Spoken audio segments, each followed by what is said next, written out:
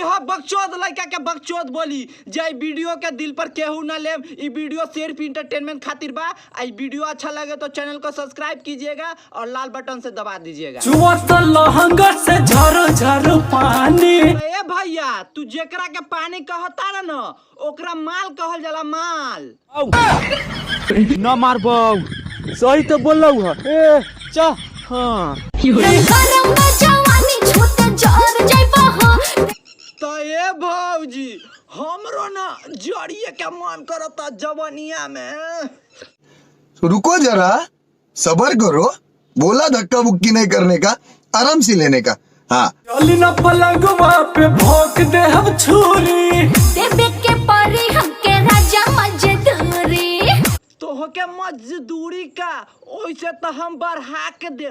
तू तो चला एक बेरी पलंग पर ए भौजी, तो ओइसे मजदूरी हम बढ़ा के दे। चला शाबाश बेटा, बहुत बढ़िया। चलिए जे खोलब तो बिगड़ जाइबा हो। ए भौजी हमहू ना बिगड़िए के न चाहतानी, सोचाए में गुफा में घुस जाए। न मारबो सही तो बोलौ ह ए चा हां तो ए भौजी गपा गप मरबाई भू तो लहंगा से खूने ना चुई कि पेट्रोल थोड़े चू जाए हैं।